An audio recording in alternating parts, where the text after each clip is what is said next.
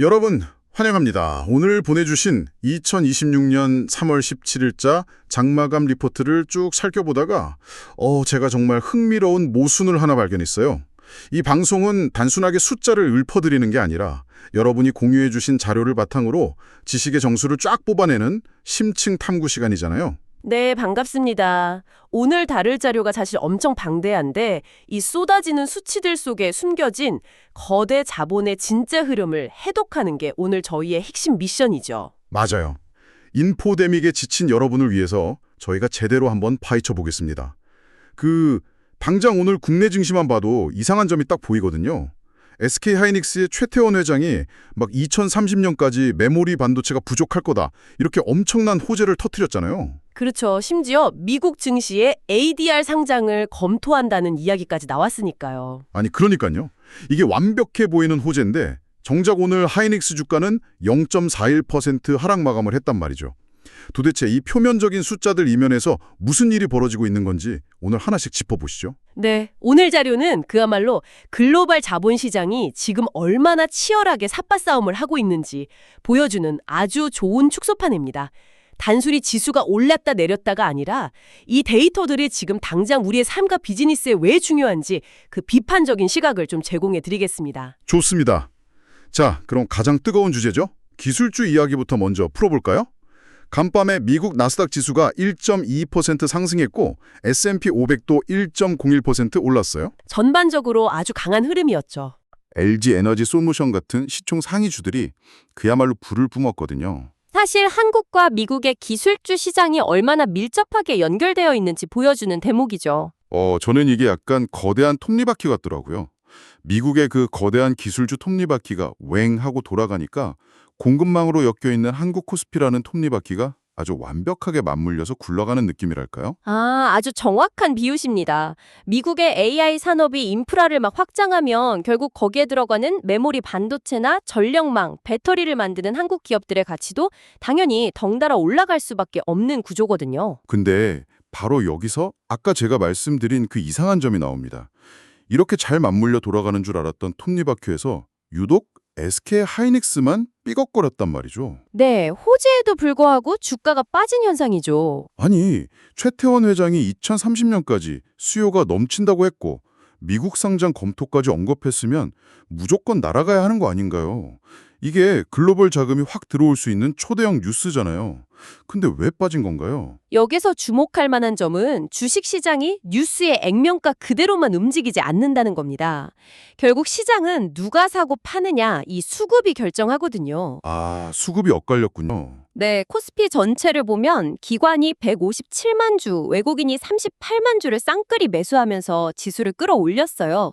근데 개인 투자자들은 무려 200만 주 가까이를 순매도했습니다. 와, 200만 주나요? 엄청 파셨네. 그러니까 SK 하이닉스 같은 경우도 이렇게 강력한 호재가 딱 터지니까 오히려 이걸 단기 고점, 즉 차익 실현의 기회로 본 투자자들이 많았던 겁니다. 좋은 뉴스가 오히려 매도 방아쇠를 당긴 셈이죠. 야, 호재 뉴스가 떴을 때 오히려 팔고 나가는 메커니즘이 작동했군요. 거기에 더해서 시장 이면에는 지금의 이 기술주 과열에 대한 경계감도 분명히 깔려 있습니다.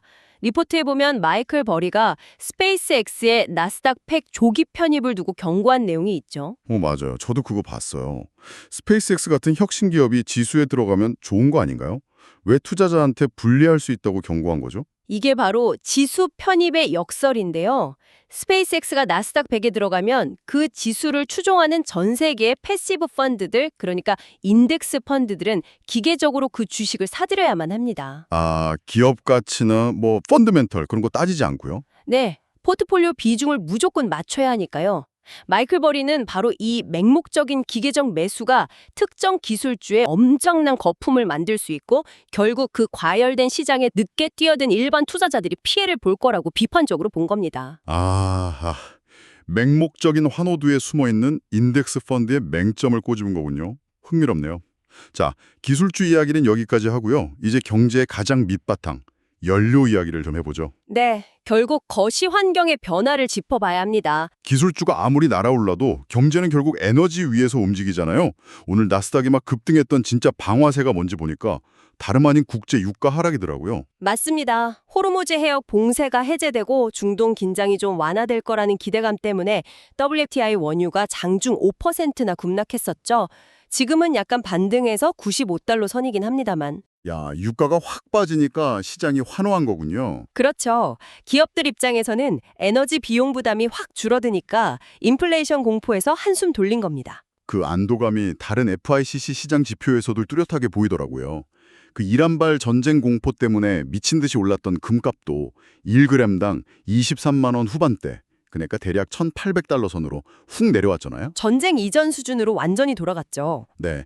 그리고 원달러 환율도 달러 약세 덕분에 1,489원대로 떨어지면서 원화가 강세를 보였고요. 반면에 위험 자산인 비트코인은 ETF 순유입이 계속되면서 13,000달러대로 또 뛰어 올랐어요. 자산 시장의 반응이 아주 즉각적이죠. 근데 여기서 정말 흥미로운 부분이자 제가 이해가 안 가는 모순이 하나 생깁니다. 저는 지금 시장이 막 엑셀과 브레이크를 동시에 밟고 있는 자동차 같거든요. 엑셀과 브레이크요? 어떤 점에서 그렇게 보셨나요? 아니 생각해보세요. 지정학적 긴장도 완화되고 유가도 진정되고 금값도 떨어졌어요. 물가 상승 요인들이 다 사라지는 거잖아요. 그럼 시장이 완전히 안심해야 하는데 왜 채권 시장의 기준이 되는 미국 최10년물 금리는 오히려 5bp나 올라서 4.22%를 기록하고 있는 겁니까? 아주 날카로운 질문입니다. 시장은 지금 안심하면서 엑셀을 밟는 건가요? 아니면 불안해서 브레이크를 밟는 건가요? 이걸 좀 더 큰 그림과 연결해 보면 이 모순이 완벽하게 풀립니다. 주식시장이나 비트코인 같은 위험 자산들은 눈앞에 보이는 유가 하락이라는 호재에 환호하면서 막 엑셀을 밟고 있는 게 맞아요. 네, 당장 에너지가 싸졌으니까요. 하지만 브레이크를 밟고 있는 쪽은 채권 시장입니다. 채권 트레이더들은 눈앞에 유가 하락 그 너머에 있는 거대한 산을 보고 있거든요. 바로 FOMC, 연준의 매파적 기조입니다. 아, 물가가 아직 완전히 잡힌 게 아니라고 보는 건가요? 그렇습니다. 유가가 장중 5% 빠지긴 했지만 배럴당 95달러라는 수치는 절대적으로 볼 때 여전히 아주 높은 가격이에요. 게다가 미국 경제가 너무 탄탄하니까 연준이 금리를 생각보다 훨씬 더 오래 높게 유지할 거라는 경계감이 채권 시장에 쫙 깔려 있는 겁니다. 와, 그러니까 눈앞에 사탕의 주식시장을 환호하는데 채권 시장은 고금리라는 쓴 약을 미리 프라이싱하면서 금리를 올리고 있다는 거네요. 네, 완전히 정확한 해석입니다. 그럼 이렇게 엇갈리는 신호 속에서 글로벌 자본을 움직이는 진짜 거인들은 지금 어떤 포지션을 취하고 있을까요? 리포트를 보니까 아주 상반된 움직임이 동시에 일어나더라고요. 기관들의 은밀한 움직임이 포착되었죠. 네, 첫 번째는 롱 전략입니다. 아시아 쪽, 특히 한국투자증권이 JP모건 자산운용이랑 전략적 제휴를 맺었어요. 그래서 글로벌 성장주나 채권 상품 라인업을 강화한다는 소식이 있었죠. 아시아 자본은 지금 이 시기를 기회로 보고 글로벌 우량 자산을 싹쓸이해서 다음 스텝을 준비하는 아주 정석적인 롱포지션입니다. 근데 두 번째 소식이 진짜 무섭습니다. 지난주에 거대 헤지펀드들이 금융주를 상대로 엄청나게 공격적인 공매도, 그러니까 숏을 쳤다는 거예요. 아니, 은행들이 지금 돈을 못 버는 것도 아닌데 헤지펀드들은 왜 지금 금융주를 공격하고 있을까요, 여러분? 이는 아주 중요한 질문을 던집니다. 방금 우리가 채권 시장에서 고금리 환경이 지속될 거라고 했잖아요. 이 고금리의 폭탄이 가장 먼저 터지는 곳이 바로 상업용 부동산입니다. 아, 오피스 빌딩이나 대형 상가 같은 것들이요. 맞습니다. 제로금리 시절에 돈을 빌려서 빌딩에 샀던 사람들이 이제 대출 만기가 와서 리파이낸싱을 해야 하는데 금리가 너무 올라버린 거죠. 게다가 재택근무 때문에 오피스는 텅텅 비어가고요. 이전일 돈이 없겠네요. 결국 건물주들이 은행에 열쇠를 던져버리고 디폴트를 선언하는 겁니다. 헤지펀드들은 바로 이 상업용 부동산의 뇌관이 터지면 대출을 내준 지역은행들과 금융권 전체로 부실이 전이될 거라는 데 베팅하고 있는 겁니다. 야, 완전히 도미노네요. 리포트 보니까 미국 부동산 섹터가 오늘 7.42% 반짝 급등하긴 했지만 주간으로 보면 여전히 마이너스 8.65% 폭락한 상태잖아요. 네, 그게 바로 부동산 시장 기저에 깔려있는 엄청난 공포를 데이터로 보여주는 거죠. 개인 투자자들이 매일 유가나 뉴스에 반응하며 단기전을 칠 때 거대 자본들은 장기적인 성을 쌓고 있었군요. 한쪽에서는 롱을 치고 한쪽에서는 숏을 치면서요. 네, 그리고 이 모든 복잡한 포지셔닝은 결국 이번 주에 빽빽하게 몰려있는 거대한 경제 이벤트들을 대비하기 위한 아주 철저한 움직임입니다. 그래서 드디어 다가오는 폭풍, 이번 주 증시 캘린더를 한번 들여다보겠습니다. 이벤트가 진짜 많더라고요.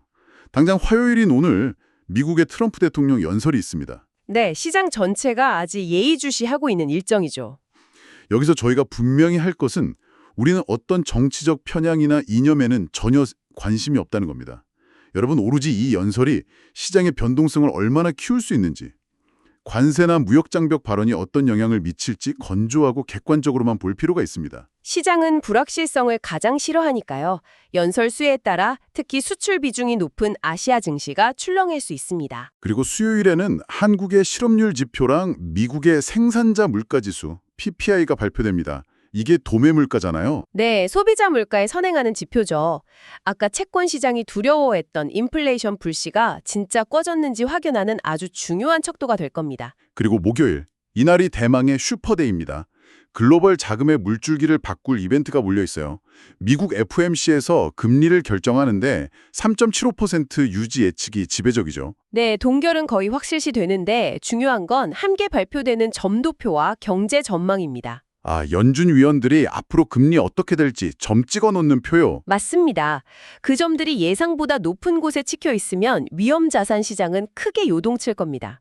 게다가 같은 날 일본은행 BOJ도 금리를 결정하죠.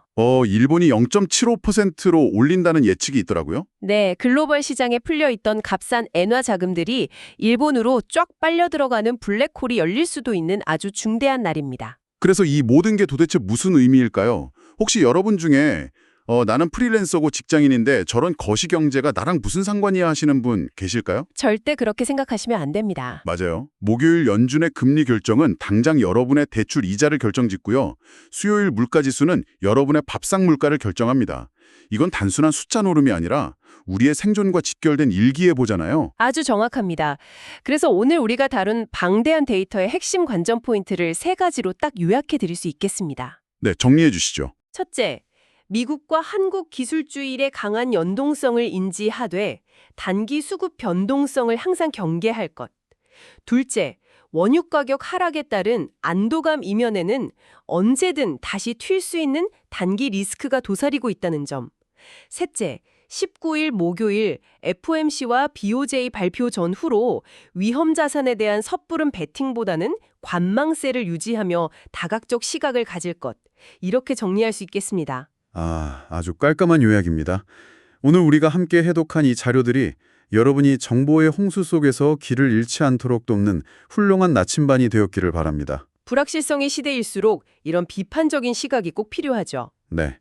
자, 이제 자료에 있는 숫자는 다 살펴봤고 마지막으로 제가 여러분께 아주 도발적인 생각 하나를 던지면서 마무리하고 싶습니다.